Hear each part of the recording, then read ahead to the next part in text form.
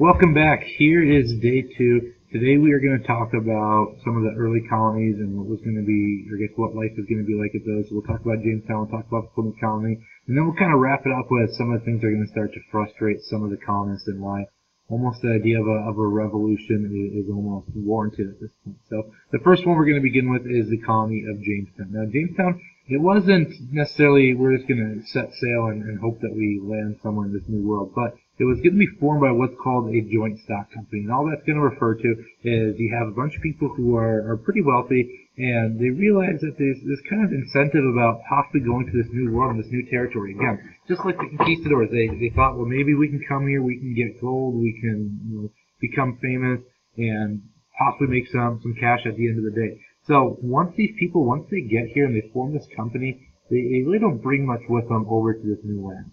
And when I say that, the biggest resource that they brought were chemical strips to test for gold. Now, thinking about coming in and moving to this new territory, when you show up at this place that is, in a way, almost uncivilized, there's dense forest, they got to cut it down and they got to grow their town because of that reason. Now, to come here without food and supplies, life is going to be a struggle. So without the help of the Powhatan Confederacy, the group, it's almost certain that they would have died. Because, again, they came with chemicals. They came with maybe some wheat. They came with maybe some rice, and they're hoping that they could grow it and do the exact same thing and the same styles and techniques that they were using in the old world. And now they can bring them to this new territory. It's not going to work. So that's going to be kind of that early start of the joint stock company and how really difficult it was going to be for that first time when they were going to be able to survive there. Now, eventually they are going to be successful. They are going to be able to thrive, and that's going to be because of the tobacco crop. Now, tobacco, again, is going to be a cash crop. They're going to be able to make a lot of money off of it, and it's going to be one of the reasons more and more people come over. Now, once you start to have all these people coming over to this new land, this new territory, one of the biggest struggles is who is going to be in charge. And today we talk about government, and people say, oh, I don't like the government. I don't like the mistrust, and I think they're maybe possibly hiding stuff from us. But the government is set up to kind of make sure that we are safe, to set these laws so we live in a civilized country. The House of Burgesses, that is going to be the first set of self-government within the United States. The reason that we needed to have this self-government here is, say if somebody had a disagreement. We can't just say, okay, let's go to England, let's let the English court settle it. No, that's going to take a couple months. That's going to take too much time. So the House of Burgesses is going to be created as a way to pass new laws. But as I talked about, most of the settlers early on, if it was not for the help of the Native Americans, it was almost a guarantee that they would have died. But the English court, they blamed the company for having that high death rate. So because they have a high death rate, essentially what they're going to do, they're going to take away that charter, they're going to take away that promise of this new land, and they're going to now take it back. And once they take that back, it's now going to be in control by the British. So one of the biggest, examples is going to be they're monopolizing it. They're going to be able to make a lot of money, and they're going to start to take away that stock company.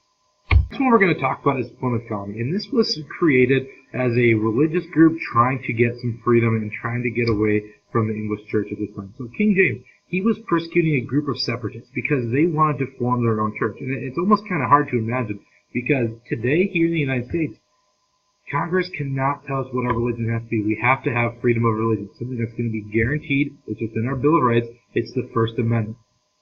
But during a monarchy, if the king says this is the new law, this is what we have to follow, this is what your new religion is, there's not really much you can do to go against that. And that's one of the things a lot of people are going to start to become upset with the king and the crown because they're taking away so many rights. But nonetheless, in 1620, the Pilgrims, they head for Virginia. They are hoping that they end up in Jamestown. Now, they don't land there. They think that they're going to get in the exact same spot, but unfortunately they're not going to be able to do that. On the way, they also draw up what's going to be known as the Mayflower Compact. Just like the House of Burgesses, they are now creating their own self-government. So because they had success there, and because they were able to survive, more and more Puritans, they are coming overseas, they're settling in these new towns, and probably one of the most famous towns that you guys have mostly heard of is going to be Boston. So they started to be successful, they started to grow their colony, they started to expand, and more people are wanting to come over here. Another example of why people wanted to come over here, there was a depression in the wool industry. And because of that depression in the wool industry, more and more people were losing money, they were going bankrupt, they almost thought, well, what are we going to do? Are we going to stay here in England and not have any money and not have a house and foreclose and pay everything back to the bank? Or can we go and can we start a new life? So a lot of people, they start to move to Massachusetts because of that industry. And the last thing about Plymouth Colony, government and religion are going to be very closely intertwined. Today we're supposed to have a separation of church and state, which is one of those things talking about religion is not necessarily going to be taught in school. We can talk about it here in a U.S. history class, but teachers are not able to force that religion upon you. Government and religion were very, very close, very similar. And pretty much the government relied on the religion aspect of it. And that's going to be kind of the biggest part of their government. So as far as having that freedom of religion, that's not necessarily going to be it at this time here within Plymouth Colony. Now, trade and rise of the cities. Now, triangular trade is going to be one of the biggest and one of the most influential reasons why people came overseas to America. Early on, taxes were low, people were making a lot of money, and they were starting to expand. And triangular trade was going to be a big part and a big impact of that. And as you kind of look at the map, you can see why it's called triangular trade, because of that route that was going to be set up. But America, we started to sell different goods. You look at it and we see we sent fish, whale oil, lumber, tobacco. That went to Great Britain. That was going to be kind of the early start of it. Once we set some of these raw materials, they went over to England. They refined it, sent it south to Africa, and unfortunately, one of the biggest negative impacts on American history is going to be the treatment of minorities. And at this time period with slavery, it's going to be happening here in the early 1700s. It's going to be a long time until the 1800s, the late 1800s, I should say, before it's actually going to be taken away. But this is almost going to kind of start from this time period. So as I said, starts in the United States, goes to Europe. They send resources down, goes to the southern tip of Africa. Slaves and gold are going to be sent overseas, more towards the Americas, as you can see in the yellow there on the map. And that's just where the cash flow, that's where everything's going to start to be going here. But once we start to have this trade and the rise of cities, it's also going to bring upon a hierarchy. So merchants, they are going to be the people who are at the top of it. Because we really don't necessarily have a governor or president or anything at this point. Most of it is going to be still ruled by the British and by the Royal Crown. So merchants, they're going to be at the top of it. They control trade. Because they control trade, they are the people who are the wealthiest. Below them are going to be the artisans. They are people who are skilled workers. Maybe they're like a blacksmith. Maybe they own a shop. Maybe they own an inn. But they're kind of almost like today what we would call like the middle working class. They're kind of right in the middle. Life isn't necessarily as difficult. They have a little bit of money, and they would kind of control their own profit a little bit more that way. And in the lower class, those are going to be the people that don't have any skills or property. And early on, property is going to be a big thing. People cannot vote if you do not have property. If you just rent an apartment or rent a hotel space, you cannot vote. So that part of having property is going to be very influential as we kind of talk more about U.S. history. And the last part, we're going to be indentured servants and enslaved Africans. Now, the difference between these two groups, indentured servants, they signed a contract. Generally, about 3 to 7 years, they're going to sign a contract. The first thing that's going to be provided for them is transportation to this new land and to this new world. After those 3 to 7 years, they can do whatever they want to. But nonetheless, in those 3 to 7 years, life is still going to be tough. They are told what to do. They don't make any money. They might get a little bit of food. Other than that, that's pretty much their day in working. And as we know, enslaved Africans, they would have no freedom. They would have no rights. Again, I can't stress this enough. The horrible, brutal, I don't even know, again, it's hard to realize and see why they wanted to do this or why have slavery. But enslaved Africans were also going to be kind of on that section of the lower class of not being able to have jobs or freedoms or voting rights at this point. The next one we're going to talk about is immigration, women, and slavery. Now, immigration I've already talked a little bit about. And when I talked about them, I talked about the Mayflower Compact and the Pilgrims and why they came over to this new land. And again, the biggest reason they came over to this new land was going to be religious freedom. Generally speaking, most of these colonies, you could practice any religion that you wanted to. However, there still were going to be restrictions on what you could do within that government if you were certain religions. An example of that, in New York City, you could practice any faith that you wanted to.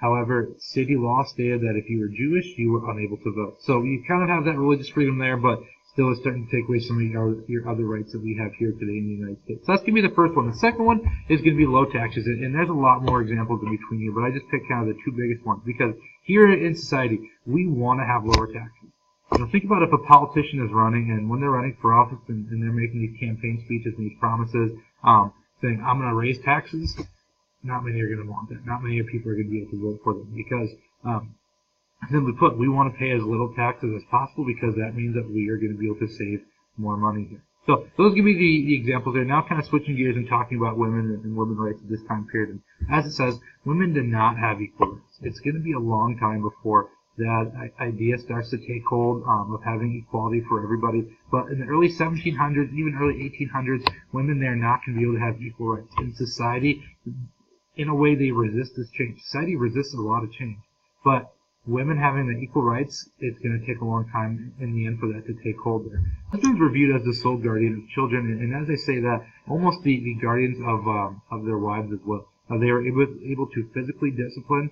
So if they were upset about a rule or something that happened within the house or something outside the house, physical discipline was a big part of society, unfortunately, and police or law enforcement at that time really did not do much to stop it. And that was going to be children and wives, women included there as well. Now, single women, yes, they could have a little bit more opportunity. And when I say that, they could own property, they could manage property. However, if they were single and they owned and managed this property, as soon as they got married, that automatically transferred over to the husband. So, they still had some of those rights, but as far as voting rights, still not going to be around.